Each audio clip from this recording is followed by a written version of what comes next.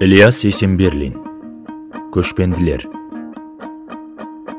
Ажал үстемдігіңді жүргізудің ең берік құралы емес пе? Бабасы Шыңғысхан бүкіл әлемді осы ажал арқылы бағындырмақ болған жоқ пе? Қара Бұқараны өліммен әлдилеуден Шыңғысхан ұрпағынан шыққан қай хан тартынған? Әбілқайыр ірбіз терісінің үстінде аунап түсті. Өлім себу Шыңғыс бабаның ұлы саясаты.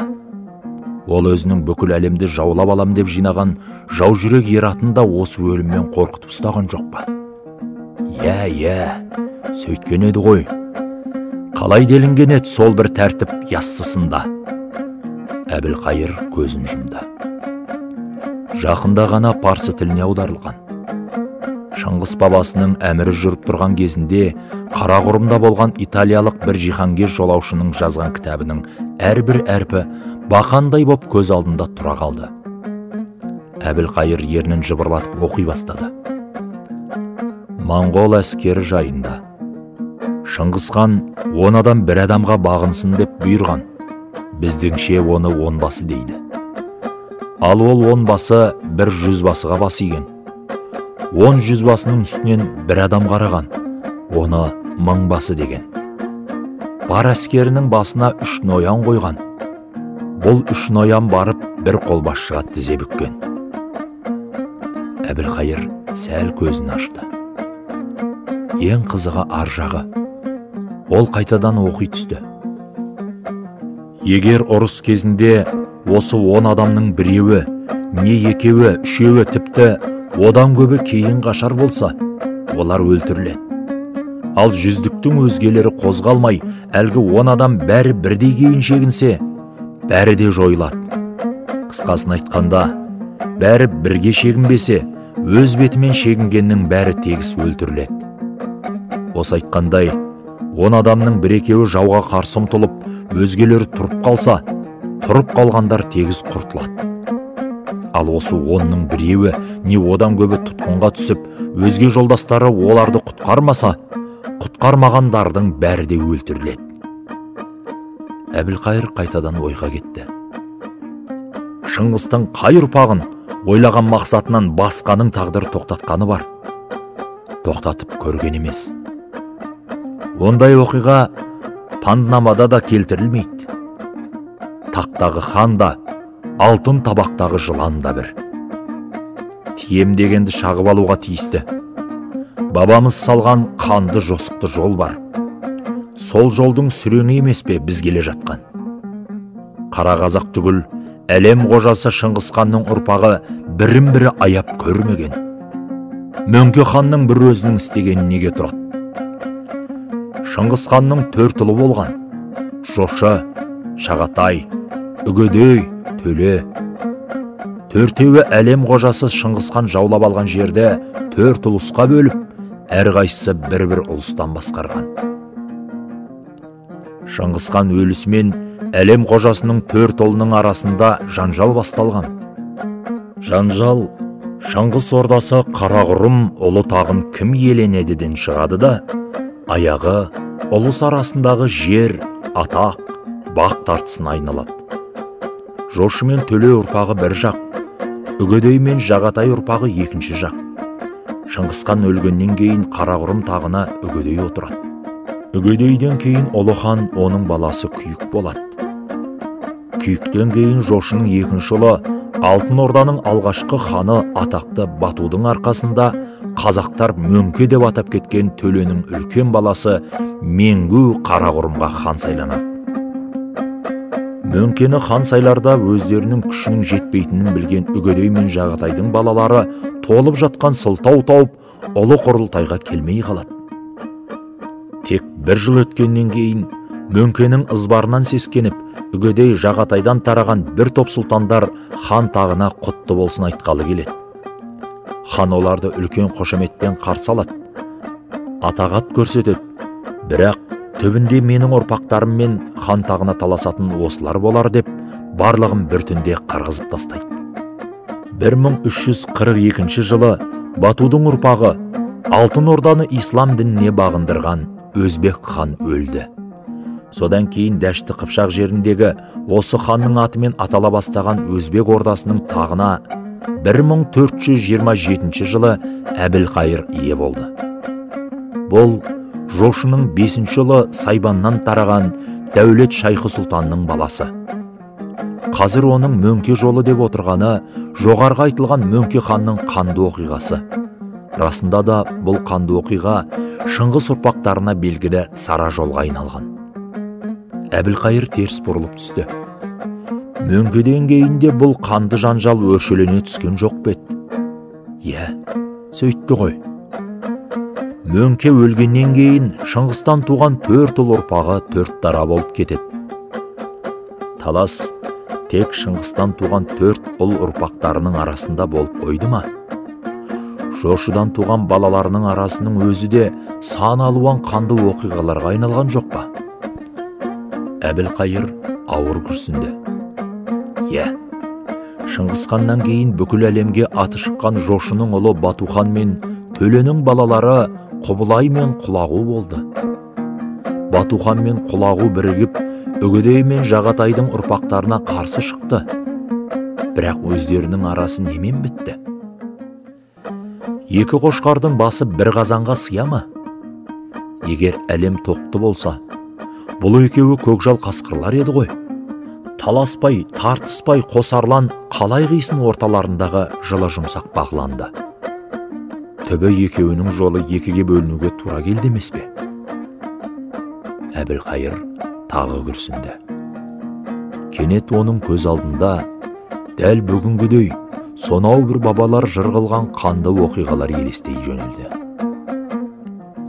1235 жылы, яғни Мешін жылы, Қарақұрымға бағынышты елге жар салып Үгедей бүкіл Шыңғыс ұрпағын жиды. Осы құрылтайда бүкіл батысты жаулап алу мәселесі шешілді. Міне, батысқа қарай лек-лек боп моңғол әскері аттанып бара жатыр. Бұны 50 жылдық жаугершілік өмірінде жеңілуді білмеген Сүбітай Баһадүр мен 28 жасар Батухан басқарып келеді. Бұлардың мінгендері кәкір-шүкір тай-тұяқ емес. 10 күн желіске шыдай алар аласа бойлы, тоқпақ жалды, ұшақ құйрықты, кілең сәйгүлік шабысты жылқы. Үстерінде сауытты, жалпақ бет, сығыр көз ноян баһадүрлар. Аттарына да, тізелеріне дейін сауыт жабылған.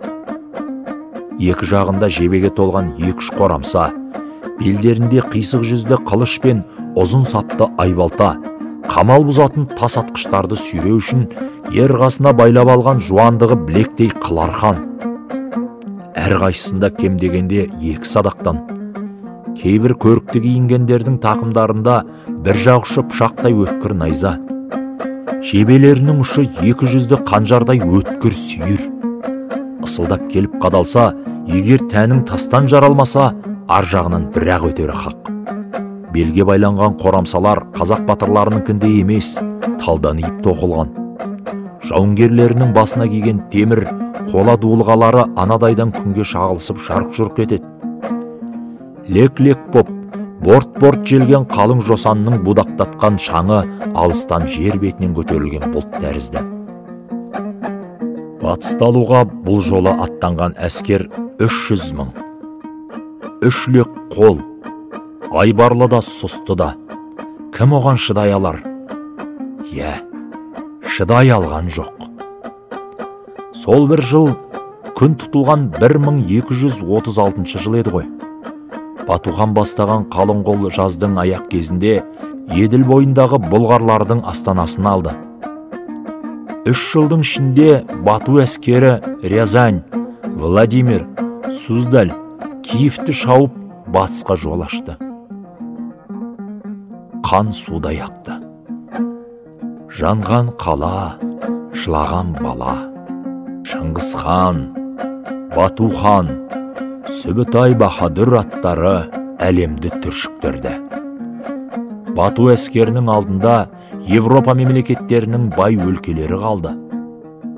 Моңғолдың ақтангер тапал жылқысының тұяғы енді Польша, чехтар мен мадиярлардың жерін басты. Алдарынан Адриат теңізінің жағасын жайлаған тағы славян елдер көрінді.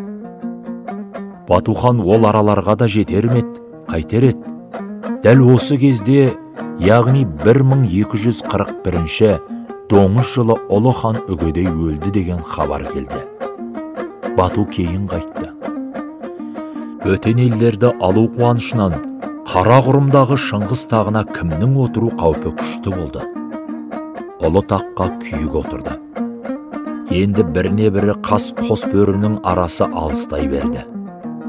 Бірі Ұлы Орданың ханымын деп көкірек көрсеткісі келсе, екіншісі туы аспанда желбіреген Алтын Орданың айбынын алдына кес-кестей тартты. Батухан күйіктің бұйрықтарын жалпы тыңдағанмен, кейде сылтау тауып орындамай қоюды да шығарған. Бұндай жағдайда 3 жыл шыдаған күйік 4-ші жылы қалың қосынмен Тарбағатай тауынан түсіп, Алтын Ордаға қарай бет алған. Осындай жанжалды күтіп отырған Бату да су жүректік көрсетпеген. Еділ өзенінің сағасындағы Алтын Орда астанасы Сарай қаласынан Сарыарқадағы елімді көремін деген сылтаумен 10 түмен қолмен күйікке қарсы жүрген. Қалың қолы екі жақтан таяй берді. Күйік пен Бату алыстан айбат көрсетіп, аяқтарымен жер қопарып сүзісуге келе жатқан екі бұқа тәрізді. Қайсысының мүйізі сынбақ?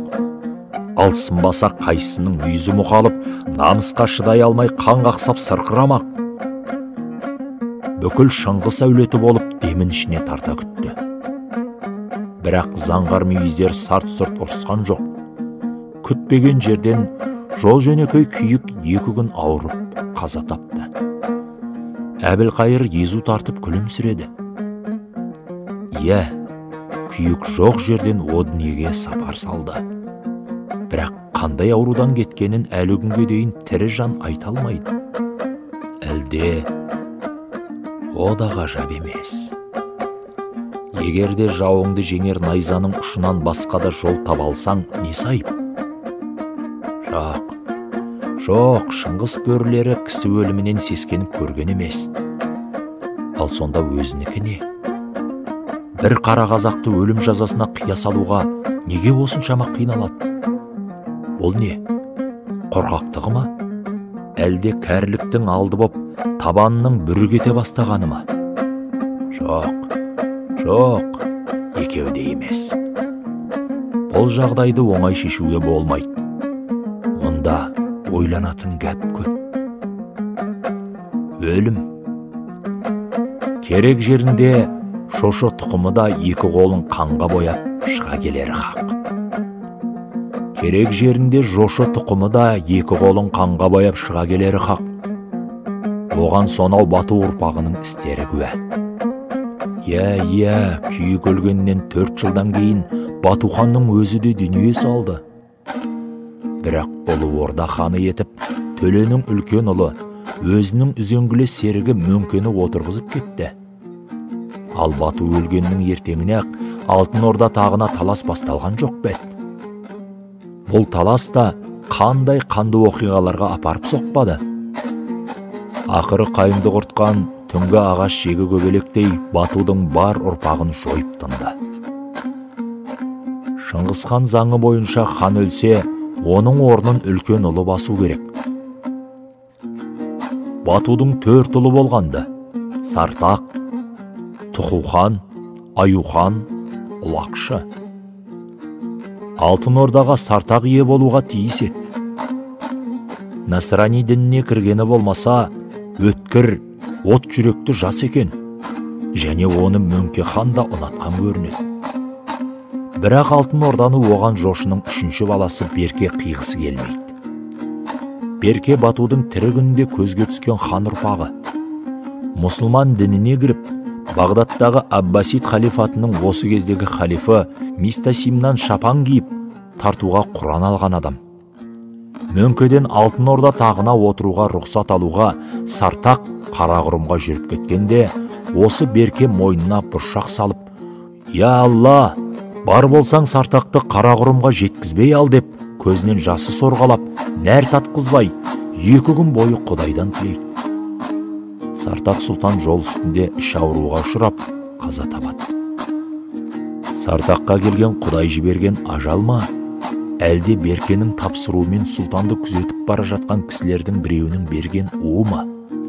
Бұны да осы күнге дейін білген жан жоқ. Әбілқайыр миығынан күлді. Жайшылықта шыбын өлімі ғұрлы көрмейтін әлгі бір қара қазаққа айтылмақ өлім үкімі миынан шықпай қойғанына күлді.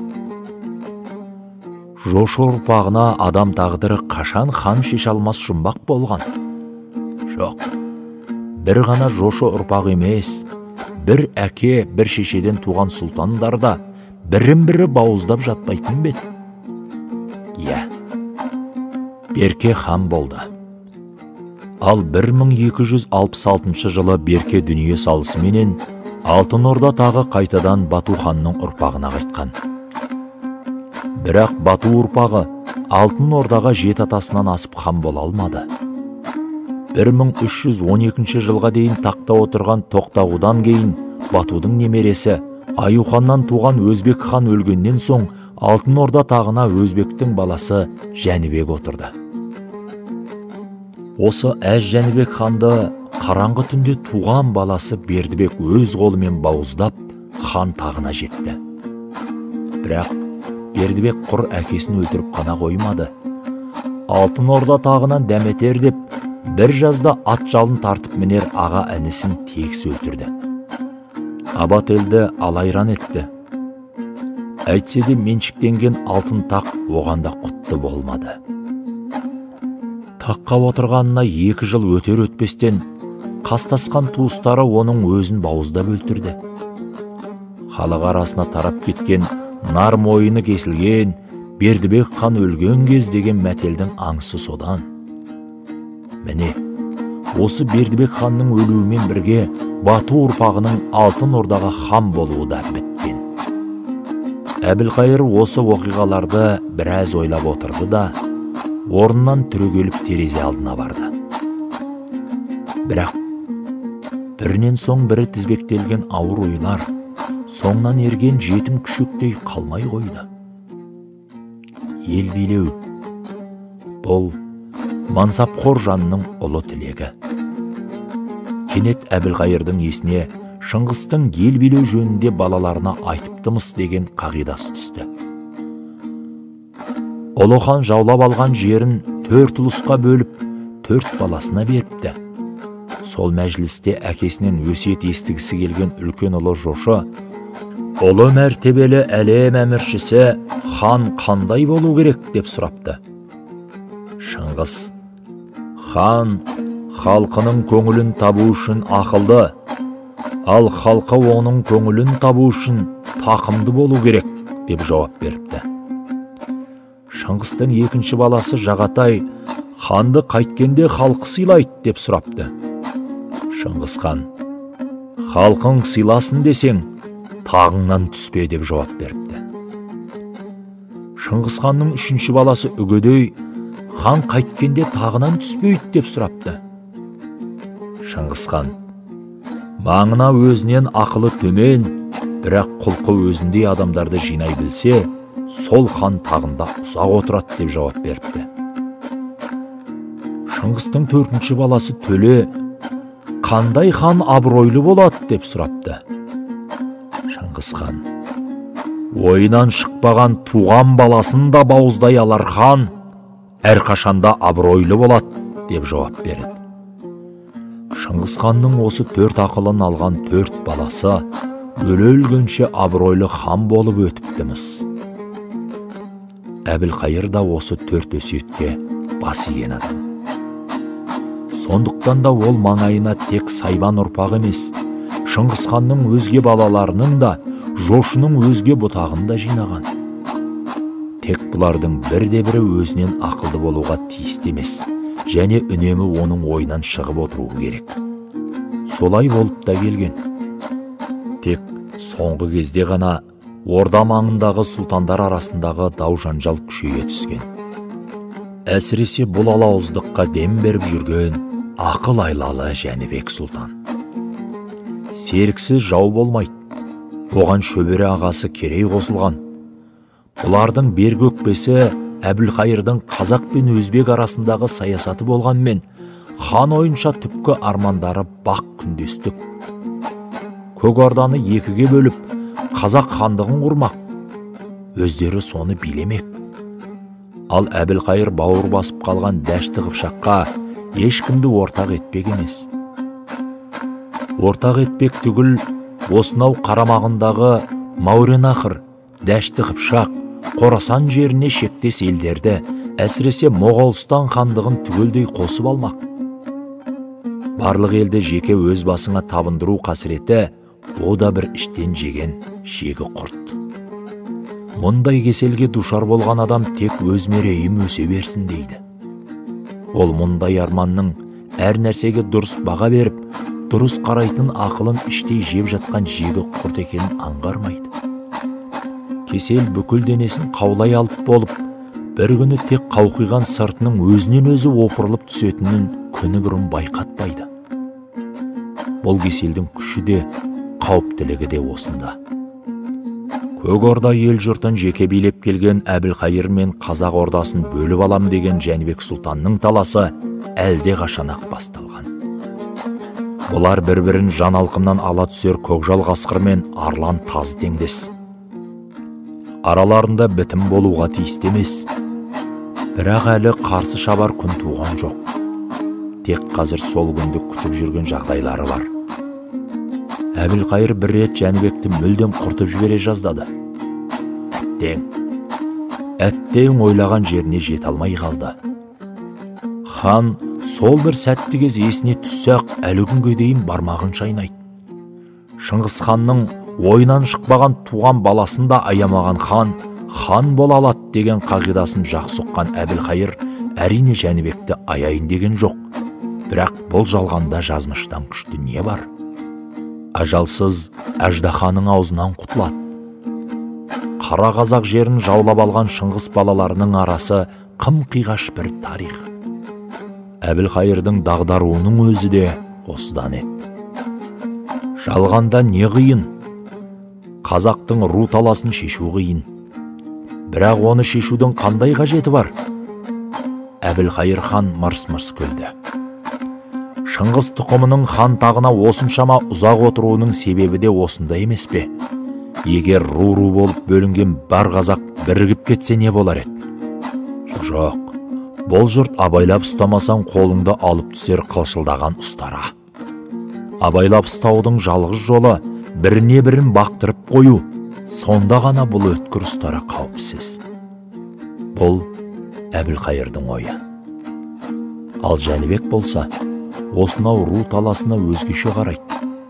Қазір Әбілқайыр қиын халде деп болжайды. Ордасының да айбары бұрынғыдай емес.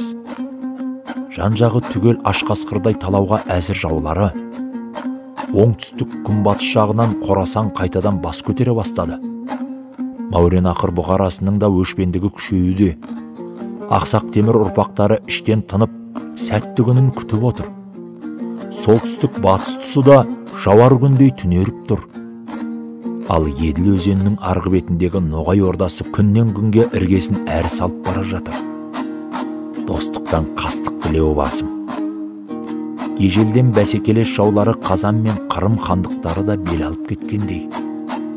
Астрахань сұлтандары Әбілқайырдан гөрі соларға қарай иек артпақ. Бұның бәрі құр доңайбат емес, бір хандықты жүнетер қаһар. Ал Алтын Орданың өзінің іші қалай? Жидей бастаған терге ұқсас. Хан салған алым салықтың зардабына шыдай алмай әбден ауаланып алған. Күні бүгін Әбілқайырдан бөлінгелі тұрған қазақ рулар аз емес. Тек солардың санын көбейте түсу керек.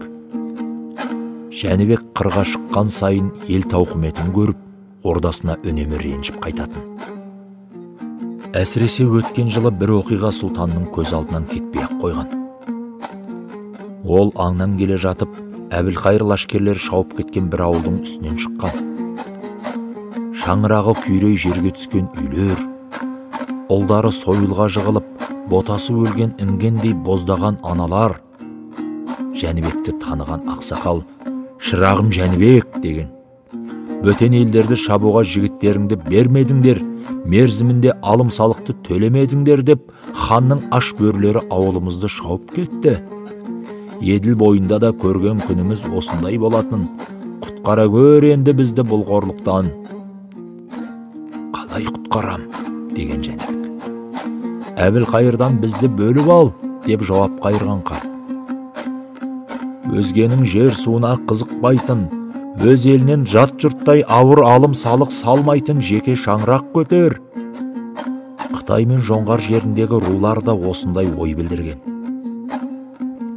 Осының бәрінен Жәнібек жеке хандық құрудың көптің арманы екенін, және өз басының қамы мен ел жұрттың тілегінің сабақтаса бастағанын көптен түсінген. Бұл мұратқа жетудің даңғыл жолы.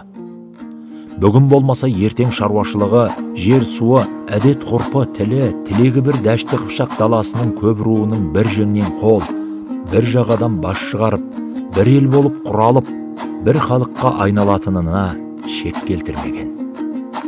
Қазақ елі бұл кезде көкпарға тартуға дайындалған серке тәріздет. Жан жағынан анталаған қай жауының тақымында кетеді. Әлде өзара қырылысқан хан сұлтандар қанын сорғалатып, біреуі аяғын, біреуі қолын, біреуі басын қанжығаларына байлап әкете ме? Кім білсін? Ел басына төнгелі келе жатқан мұндай ауыр кезеңді дұрыс ұғып, терең болжап, болашақ тарихы мен тағдырының төрт жағынан бірдей соққалы тұрған сұрапылдан халқын құтқарар кімі бар? Мұндай жанталаста халық алдыңғы шепке ең алдымен өзінің тәжірибесін, ақыл парасатын, табандылығын салуға тиісті. Өткені қазақ елін көкпар етіп ала қашуға дайындалып жатқан ең бірінші қасы оған айқын еді. Абылай даңқы бұл кезде жер жаратын. Қарындасын берген Қоңтайшы қателескен жоқ еді. Өзі хан болмағанмен, немере ағасы Әбілмәмбет ханнан орта жүзге бұның қадірі кем түспейтін. Ел басқаратын ерекше қасиеттерінің арқасында оның даңқы 300-ге бірдей тарай бастаған. Кім болса да Абылай пікірімен санасатын күйге жеткен. Қарындасын берген әккі Қоңтайшы қателесті. Абылай дегенін істемеді, өз саясатын жүргізді. Қандай жағдайда болса да қазақ жерін жоңғардан босатуды ойлады. Бірақ атағы жер жарғанмен Абылайға тікелей бағынған ел Көкшетаудың жан жағында сыңси қонған, өзіне 7 қызын беріп, 7 отау тіккен Атығай, Қарауыл тәрізді арғынның белді рулары ғана еді. Бұл әлі оның 300-ге хан саналып, бетіне жан қаратпайтындай айбарлы кез емес. Арғынның өркөкірек, долы мінез кей рулары Абылайға тақа бас ие қоймаған шағы. Жетідегі сотқарұлын сүндетке отырғызып, той істеудегі сұлтанның бір ойы әзірге шет жайылып жүрген осы руларды өзіне тарту еді. Ел билеу оңай тисе, халық тізгіні қолында болған адамның бәрі де ел аузында қалмас бет. Қазақ тарихында жүздеген хан менен мыңдаған сұлтандар өтті. Солардың халық жадында қалғаны саусақпен санап аларлықтай. Хан тағына жету кейде оңай болғанмен, хан тағында отыру қиын. Өйткені оған тек қана күш емес, ақыл, айла, саясат керек. Бұл қасиеттер сандықтағы дүниең тәрізді. Біреуде бар, біреуде жоқ. Абылай ел билеу үстінде Есім хан тәсіліне көңілін көбірек аударатын. Тікелей оның жолын ұстамағанмен, кей әдістерін өз ісінде қолданып отыратын. Бұған да себепкер болған бәз-баяғы Бұқар жырау. Ол бір күні Есім ханның тарихын оған айтып берген. Хан тағдыры халық тағдыры емес деген Бұқар жырау. Кейде жауымен тартысы бір болып, қан майданда бірге қаза тапса да, жатар моласы бөлек. Тек тарихтағы азды көпті ісі халық ойынан шықса, сондай ханды қазақ елі есінде қалдырған. Соның бірі Есім хан. Есім шақырған хан кеңесінде қазақ елі Әбдірахманды қолдамақ болды. Әбдірахманның шешесі Жетісу бойындағы үйсін қызы еді. Және Әбдірахманның да өзіме жәрдем түбі осы жақтан келеді-ау деп бір бүйірі қазақ еліне тартып тұрды. Есімге бұл мәселе жөнінде қырғыз манаптары да қосылды. Оған себеп қырғыз еліне Жаркент, Ақсу, Қашқар хандарынан гөрі ертеден одақтас болып келген қазақ елі қолайлы еді. Тағы бір жағдай, осы тұста жоңғар қоңтайшысы күшейе бастаған. Ал олардың шапқыншылығынан құтылу саясатында қырғыз бен қазақ тілегі ұштасып жатқанды. Сан мәрте екеуі бірігіп жоңғарларға тойтарыста берген. Есім Әбдірахманға жәрдем ретінде 5000 қазақ әскерін жіберуді ұйғарды. Ол бұл әскерді Тұяқ батырға басқартпақ болды. Есім 70-ке дейін өмір сүрді деген бұқар жырау. Әрине, ол ел билеу үстінде тегеурінді, кәрлі әрекеттерді де көп қолданды. Әйтпесе Жиенбет жырау оны босқа әмірін қатты Есім хан демесе керекті. Бірақ ол керек жерінде батырларының да сөзін тыңдап отырған. Сөзінің аяғында жырау «Саған берер тағы бір ақылым» деген Абылай ханға. Замана түлкі, адам қырған. Бөктерде бүркітті көрген түлкі етекке түсіп жауымен кең жерде айқасудан тайсалса, сол бөктердегі өзі түстес бір қызғылт тастың қия бетіне құйрығын шаншып тұрып қалады. Қыран ондай түлкіні көруі керек. Ел билігі қолыңа тиген екен, көреген бол. Ақылың мен айлаң қатар жүрсін. Абылай бұқар жыраудың осы сөздерін жадына мықтап тұтты. Басына қауіп қатер туған сан қатерлі күндерде де ол қара басынан гөрі өзі таңдаған жолын жоғары ұстады. Сол табандылық оны алыстағы армандарына да жеткізді. Абылай қазір 40-тан жаңа асып бара жатыр. Ол соңғақ бойлы, ат жақты, қара сұр, түсі суық адам. Үлкен, ойлы сұрғылт көздері кісіге қарағанда өңменнен өткендей ызғарлы. Арғынның бұл келген ереуілді тобынан Абылай сұлтан екі затты бүйіріне қатты түйді. Бірі, қарамағыңдағы бұқара өзіңе қарсы шықса, онда төресінің қараң қалғаны. Ашуланған халық жараланған арыстаннан кем емес. Өзіңді жарақаттамай тынбайды. Төремін деп басынба. Жазамен ықтырам деме. Шаман келсе бауырыңа тартып ашуын басуға тырыс. Екінші түйгені, сырт жауың болса оған ел болып қарсы шығасың. Не басын аласың, не қан сорпа етіп қуасың. Ал өз еліңнің қай тентегінің басын кесіп құртасың. Ондай халықты билеудің жолы бөлек. Арыстанды темір торда ұстасаң ғана қауіпсіз.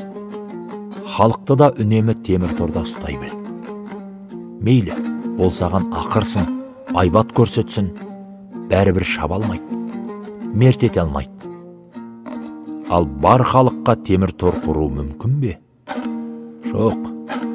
Халқыңа деген темір торың құр ғана жалаңаш қылыш әскер емес, ол ақылың, айлаң. Абылай өле-өлгенше осы екі тұжырымын бұлжытпай орындауға тырысып өтті. Сұлтан ордасында енді тек осы Көкшетау, Қараөткел, Атбасар, Қызылжар маңайындағы орта жүздің басты адамдары мен Абылайдың үзеңгілес батырлары, Арғын тайпасына жататын Бәсентин руынан Сырымбет, Малайсары, Қаржас руынан Олжабай, Тарақты руынан Байғозы, Ұлытаудағы Бағаналы руынан Оразымбет, Керей руынан Тұрсынбай батырлар қалды. Бұл жиынға жер шалғай боп, Арғынның атышулы батырлары Шақшақ Жәнібек, Қанжығалы Бөгенбай, Алтай руынан ағайынды Үшбөрі, Жанұзақ, Жолдыбай, Сеңгірбай, Найманнан Қаракерей Қабанбай, кіші жүздің батырлары Тайман мен Бұғыбай, Абылай сұлтанның ең жақсы көретін батырының бірі Уақ руынан Батыр Баян келмей қалды. Хан мен Қадыры бірдей сұлтан өзге батырлардың келмегеніне бәлендей мән бермегенмен де Батыр Баянды күткен ақ еді. Абылай баласының сүндетке отыруын сылтау етіп, бұл жиынға өзінің үзеңгілес сенімді батырларын түгел-ақ шақырған. Оған себеп Әбілмәмбет ханмен арасы алшақтап кеткен жоңғар қоңтайшысы қазақ жерін тағы шаппақ боп, қалың қол жинауда деген хабар алған. «Жарандар!» деді Абылай, қонақтары отырып болғаннан кейін байсалды үнмен. «Менің қайнағам Қалдан Церен қазақ елін қайта шаппаққа ертістің арғы бетіне 25 000 әскер дайындап отыр. Үйдегі жұрт тегіс елең етті. Кеңеске шақырылған кісілердің жас мөлшері, дәрежелері де әртүрлі еді. Бәрінің де денелерінің үстінен соп-суық боп жылан жорғалап өткендей жан түршігер бір сезім билеп кетті. Ақтабан шұбырындының қанды оқиғасын әлі ешқайсысы да ұмытқан жоқты. Тек о жолы жоңғар әскері қазақ даласының күнгей жағын шапса, енді міне орта жүздің негізгі қонысы Сарыарқаның шетіне кеп тұр. Абылай бұл мәжіліске досын да, қасын да шақырып отыр. Әсіресе жоңғармен көршілес рулардың әйгілі адамдары тегіс хабарланған. Әттең, батыр баян келмей жатыр. Сұлтанды азырақ ренжіткені осы. Абылай жаңа ғана бастаған сөзін енді жалғай берем дегенде, сырттан дабырласқан дауыстар шықты. Бұқар жырау келді. Ұлы жырау аттан түсіп жатыр. Арқаның ардагерін қарсы алайық. Қош келіпсіз арғынның майталманы. Сөйткенше болған жоқ, бір топ адаммен ордаға Бұқар жыраудың өзі де кіріп келді. Бұл ұзын бойлы, қапсағай денелі, ат жақты, шоқша сақалды, қошқар тұмсық еңселі кісі еді. Руы Баянауыл төңірегін жайлаған алтын торы қаржас. Әкесі Қалқаман батыр шешен кісі болған. 60 жасында халқының тәуелсіздігін қорғаған Бөгенбай, Қабанбай секілді батырлардың ерлігін көп жырлаған әйгілі жырау. Бұл кезде халық Көмекей әулие деп атап кеткен.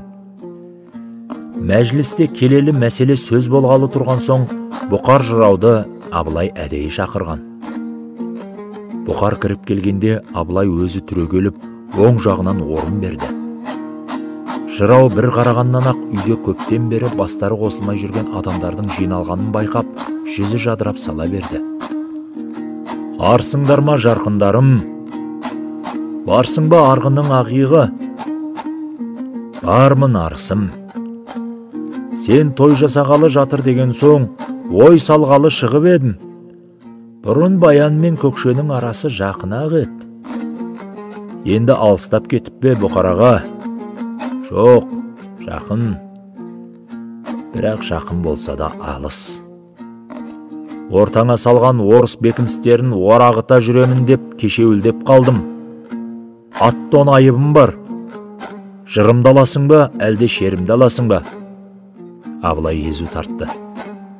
Адуын жыраудың ортаңдағы орыс бекіністерін орағытып деген сөзінен ақ сезіктеніп, әңгімені бөтен жаққа бұрғысы келді. Жырыңыз бен шеріңізді естіп, аттон айыпты біз төлеп жүрмесек нетсін деп күлді. Сол аттон айыбымды берместен бұрын басқа бір өтінішім бар. Төренің қарадан өтініші болмас, өкініші болар. Шамам келсе өкіндірмейін, арысым, айта ғой. Түнде түс көрдім. Табытта жатыр екенмін. Басыма ілінген 300-дің жалауын 3 тобыр жұрт жұлып әкеткелі тұр. Табытымның бір бүйірінде арыстан, екінші бүйірінде айдақар отыр. Аяқ жағымда бір топ үрім бұтағым. Уәлиден тараған бір ұрпағым маған Құран оқып жатыр. Қасымымнан өрбеген бір тентегім қолына қанжарын ұстап мені қорғап тұр. Ал мен өліп жатсам да, екі бүйірімде отырған арыстан мен айдақарға кезек қарап, мыналардан қалай құтыламын деп жанталасудамын. Осы түсімді жорып берші Бұқараға. Бұқар тұнжырап біраз отырды. Үй іші де тына қалды.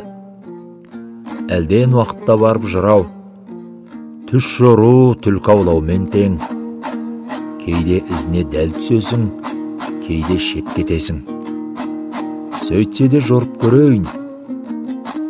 Сөйлеңіз Көмекей әулие. 40-қа келмей табытта жатсаң, өмірің ұзақ болады екен. Басыңа жалау тігіліп, оған 3 бірдей топ таласып жатса, 300-ге хан болады екенсің. Бірақ хан атына ие болсаң да, халқыңа ие бола алмайды екенсің. Сен өлген күні үшеуі 3 жаққа ыдырап кетеді екен.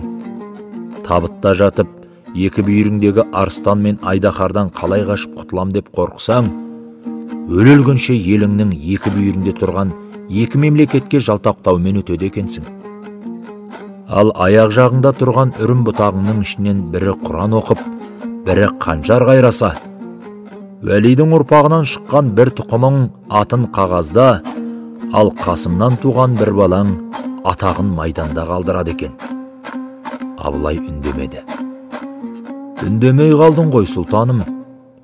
Шешуім ұнамады ма? Бір ұрпағым атын қағазда, екінші ұрпағым атағын майданда қалдырады екен. Сонда мен өзім қайда қалам? Басыңа 3 жалау босқа тігілді ме? Ісіңді ел ұнатса, 300-дің жүрегінде қаласың. Абылайдың қабағы жадырап сала берді. Қазақ, еркектің ақылы 40-тан бастап толады, 60-тан бастап солады дейді. Абылай қазір 40-тан жаңа асып барады. Түсін жорған сыншы жырау оның түпкі сырын дұрыс болжады. Абылай қазақ елін ұлы елдер қатарында көргісі келді. Хан болса сол ұлы елге хан болуды арман етті. Сондықтан да ана жылы тұтқында жатқан Абылайға қалдан серен, дүниеде не жаман деп сұрағанда, ол дүниеде аз асқа бақауыл, аз елге хан болған жаман деп жауап берген. Абылай Әбілқайыр да, Әбілмәмбет те, Барақ та Нұралы да емес еді. Ол бұл кезде көп нәрсені түсінгенді. Өзінің әр әрекетін сол тұстағы көшпелі ел көсемінің қолынан келетін мүмкіндігіне қарай құратын. Ал тек Құдай алдында ғана жауапкер бұқар жырау болса, күнде өзгеріп жатқан дүние қайшылығын көріп, дүние шіркін қайда бара жатыр деген аздаған күмәнда болатын. Сүйері көк шалғыны толқындатып, жұпар иісі аңқыған қазақтың жасыл даласы, тілегі, халқының қамы. Бұқар жырау Абылайға түйіле қарады. Бар сенгеніміз сенсің, Абылай. Оң жағыңдағы тоңғиықтан құтыламын деп, сол жағыңдағы шыңырауға құлап кетіп жүрме. Шүршіттің ызғарынан қорқып, орыс патшасының қолтығына кірдім деп ант су іштің. Мүмкін, бұның дұрыс та шығар. Дегенмен, көппен кеңесіп пішкен тоң келте болмас, жұртыңмен ақылдас. Абылай үнсіз тыңдап отыр. Қазақ даласы қазір үлкен қобалжу үстінде.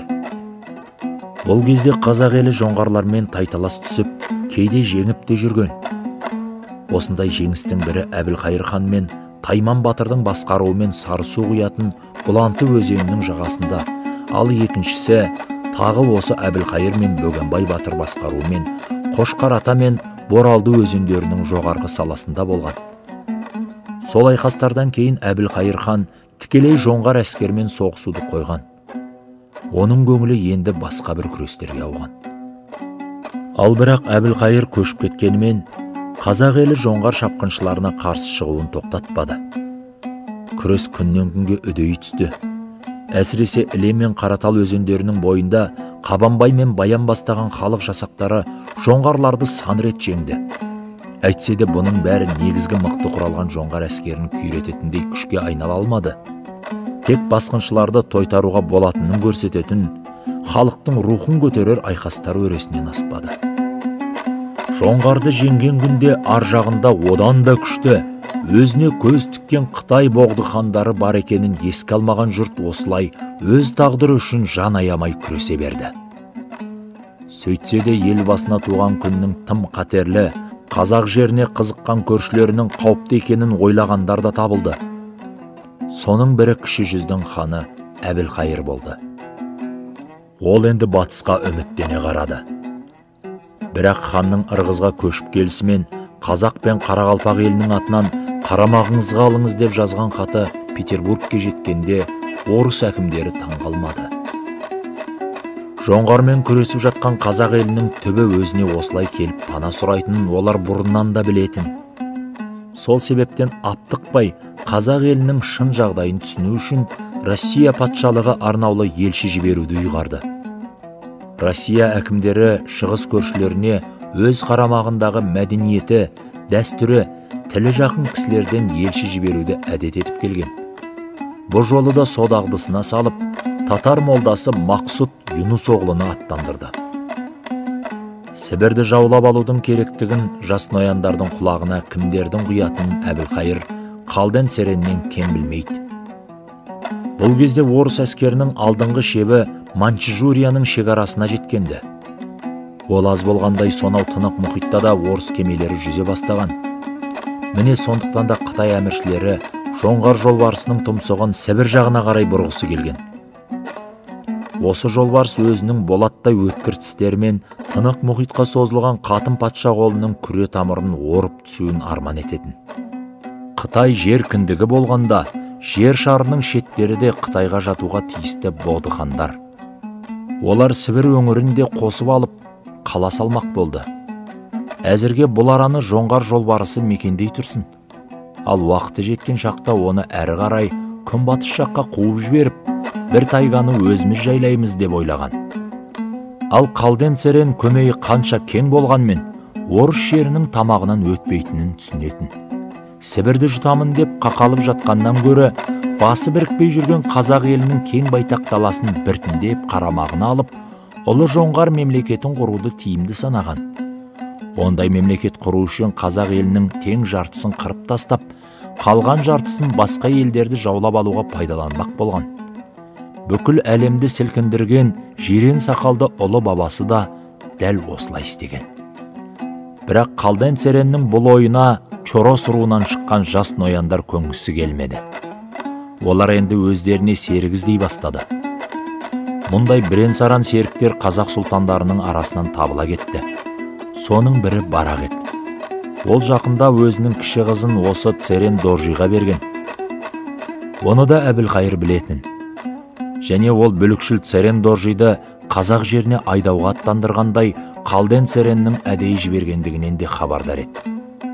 Қазақ даласында ұзақ уақыт жүргендігін пайдаланып, Церен Доржи орта жүздің кей сұлтандарын өзімен одақтас етіп те үлгерген.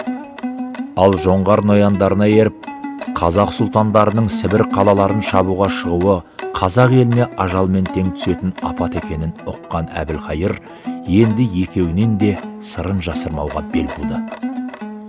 Өйткені Барақ пен Церен Доржидің одағы қазақ елінің Ресей қол астына кіруіне қарсы ұйымдастырылған қауіпті одақ еді. Жақсы, деді қияқ мұртының ұшын бір ширатып қойып Әбілқайыр. Қазақта мақал бар ғой, сырыңды айтпа досыңа, досыңның да өз досы бар деген.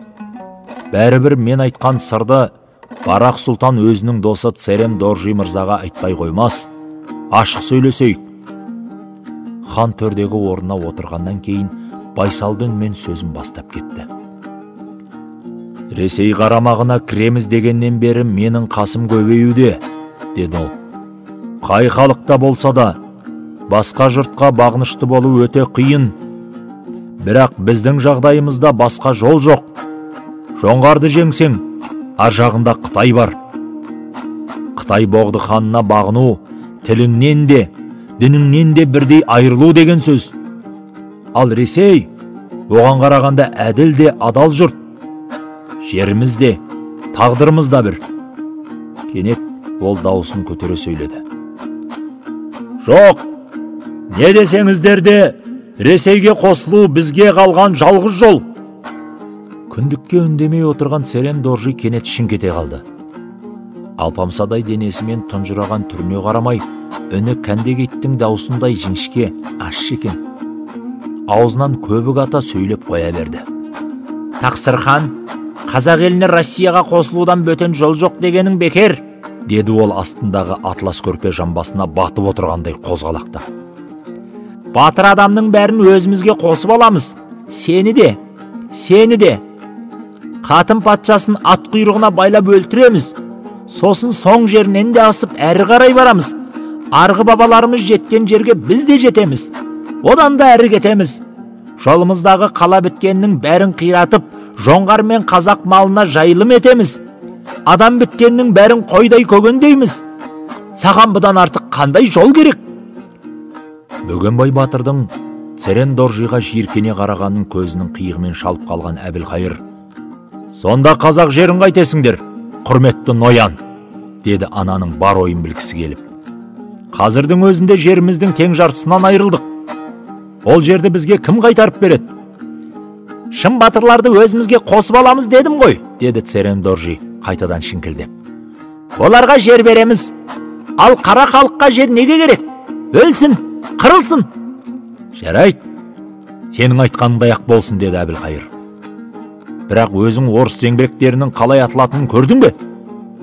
Көргем жоқ, көргім де келмейді. Жерін тартып алмақшы болып жатқаныңда орыстар сенің көргің келмейді дегеніңе көнер ме екен? Мен одан қорықпаймын, деді Церен Доржи. Маған Боғды хан ондай зеңбіректің мыңын береді. Қызбақанды жоңғар нояны ашу үстінде бұл сөзді қалай айтып қалғанын өзі де білмеді. Церен Доржиға енді барақта тұнжырай қарады. Найман тайпасы жоңғарлармен көршілес отырғандықтан, бұл екі ел арасында ұрыс-керіс ғасырлар бойы тынбай келген. Жоңғардың жеңіл-желпі шабуылдарына Найманның батыр ұлдары әрқашанда тойтарыс бере алған. Сөйтсе де көп жылдан бері қатар көшісіп жүргендіктен, бұл екі жұрт кейде қыз беріп, қыз алысып та жататын. Әсіресе мұндайда жоңғарлықтар қазақтың төре тұқымынан шыққандарымен жақындасуға құмар келетін. Бірақ наймандар қазақ еліне жоңғарлар тиіссе болғаны, құдалығын да, көршілігін де ұмытып қолынан найзасын алып шыға келетін. Найманның бүкіл қазақ еліне белгілі осындай батырларының бірі Қаракерей Қабанбай еді. Барақ қызын Церен Доржиға бергеніне Қабанбай батыр қатты ашулы дегенде де сұлтан естігенді. Сол себеп болды ма, әлде Қытай Боғды хандарының мәңгі қастығы есіне түсті ме? Ол Церен Доржиға: «Маған Шүршіттің жәрдемін айтпа», деді кейіп. «Шүршіттің зеңбіректерінен гөрі бізге орыс зеңбірегі жеңілдеу тиер». Сосын Әбілқайырға бұрылды: «Сонда не істейміз? Жерімізге орыстардың қала салғанына көніп отыра береміз бе? Ресейге бағыну қала салдыру ғана емес. Бұл үлкен саясат», деді Әбілқайыр. «Жақында ғана маған Аралбай мен Оразкелді ақсақалдары келіп, қатын патшаға өтініп, ұлы жүзді де Ресей қол астына алдыр деп кетті. Ал Жайық пен Ор өзенінің түйіскен жеріне қала салуды сұраған менмін. Бұл қала жеке маған ғана емес, бәрімізге керек. Түбі қазақ елі толып жатқан ақмақтардың қолында бөлшектеніп жүргенше, бір ақылдының қолында тұтас отырған жөн емес пе? Мұнымды кім теріс дейді? Еліміздің де, келешек ұрпақтардың да көзі жетер, бүгінгі әрекетімізді ақтар. Бізге қалған жалғыз жол, ол Ресейдің қол астына ену. Бүгін күшті ел болып көрінгенімен, бар тірлігі құр мал өсіру, өзінен әлсіз елді шабу болған жоңғар тайпасы да күні ертең не Қытайға, не Ресейге бағынады. Күні ертең бізге туған күн оларға да туады. Өйткені ұлы мемлекет қайнар бұлағының көзі тайыз. Өнері, білімі, шығарып жатқан қорғасыны, темірі, егіп жатқан егіні, өсіп жатқан бау бақшасы, салынып жатқан қаласы, бекінісі жоқ ел қазақ өмір сүрген емес. Бір қатты боранда бар малынан айырылып қалатын, елінің шетіне жау келсе құр сойылы мен отты жүрегін ала шабатын біз секілді ел жан жағынан қалың жау қаптап тұрғанда, өз алдына жеке жұрт болып тұру қайда? Тұра алмайды. Осыны неге түсінбейді олар? Жоқ, біз қайтсек те Ресей мемлекетінің қолтығының астына кіруіміз керек. Бұл қазақ еліне бірден бір келешегі бар жол. Әбілқайыр сәл кідіріп тұрып қалды. Оның сұрғылт көзі тұнжырап кетті. Мені Ор қаласын салдырмақсың деп айыптайды. Ор қаласын салдырсам, қазақ елін Ресейге бағындыру үшін салдырам. Оны жасырып отырмын ба? Егер сөзіме көнбесе, айтқанымды күштеп істетем. Күшпен бағындырам. Өз халқыма өзім осылай зорлық көрсетуім, біле білсе, сол халықтың өзі үшін емес пе? Бүгінгісіме ертең болашақ ұрпақ алғыс айтады. Ал осы арманым үшін жолыма кім қарсы тұрса, аяғымның астына сап таптаймын. Сол үшін маған қазақ жеріне салынар Ор бекінісі керек. Ол бекіністе мұздай қару жарақты, аузы түкті көп солдат болуға тиісті. Әрине, қастарым осының бәрін Әбілқайыр өз басы үшін істейді. Орыс патшасының күшімен бәрімізге хан болғысы келеді дейді. сөздерінде шындық бар. Рас, мен орыс патшасына сүйенген хан болғым келеді. Күшті хан болғым келеді. Бір жағынан, надан ел жұртым, сенің қамыңды ойлайтын хан болғым келеді. Саған адал екенімді кешегі қырғын ұрыстарда көрген жоқсың ба? Өз басымның қамын ойлап, қай жерде бұғып қалғаным бар. Алдағы уақыттарда да бұғып қалмаспын. Оған бар ұятым куә. Әбілқайыр ханды бағалай білмеген кейбір орыс пен қазақ тарихшылары оны қара басының қамы үшін жұртын сатқан, бақ күндес жауларын табанының астына саламын деп, қазақ елін Ресей патшалығына бағындыру саясатын қолдаған дейді. Сол бір қилы кезеңде Әбілқайырдың түпкі ойы солай-ақ делік. Бірақ болашақ тарих ұстаған жолының дұрыс екенін айқындады. Қазақ елінің Ресейге бағынуының қажеттігі Әбілқайырдың өз басының қамынан гөрі әлеуметтік қасиетін жоғары сатыға қойды. Қарамағына енген жалайыр жігіттері мен жасағы көбейіп қалған Барақ Әбілқайырдың 150 адамына бет бақтырмады. Тақсырып, қоршап алып, біреуін қалдырмай қыруға айналды. Әбілқайырға әбден өшігіп алған жалайыр мен қарақалпақ жігіттері енді Барақ жағына шығып, жан аяспай соғысты. Бірақ жаратылысынан батыр Әбілқайыр тағдырдың жазғаны осы болса көріп алайын деп кейін шегінбеді. Бірінші адамды ат үстінен ұрып түсірді. Өзі де Барақтың баласы Шағайдың қолынан ат жалын құшып құлады. Жерде сұлап жатқан ханның жанына шапқылап жеткен Барақ беліндегі ұзын сапты, сүйір ұшты хиуа қанжарымен жүрек тұсынан сәл төмендеу жерден құлаштап ұрды. Әбілқайыр ышқынып барып демін алды. Көгілдір аспан заматта қанға малынғандай қып-қызыл боп шыр көбелек айнала жөнелді. Міне, енді алыс жұлыс, үміт арман, бәрі. Бітті, деді ол үнсіз күбірлеп. Кенет ғажайып бір ой ең ақырғы ақыл сезімін шарпып өтті. Қандай данышпан едің, байғұс қазақ. Сенен басқа бірде-бір халық дүние шіркінге жалған деген ат қоймаған болар. Қалай тауып қойғансың?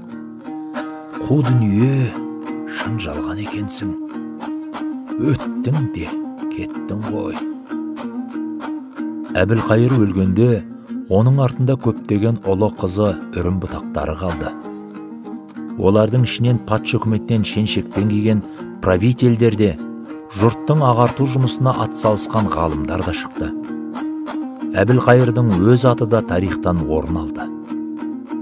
Бірақ ол хандық, жаугершілік, ерлік істерімен емес, сан қиындықтары, қайшылықтары болса да, түбі тарих өзі ақтаған қазақ елінің ұлы Россия қол астына кірсек деген ғасырлар бойы келе жатқан тілегін ресми түрде мемлекеттік саясат сатысына көтерген алғашқы ханы болып танылды.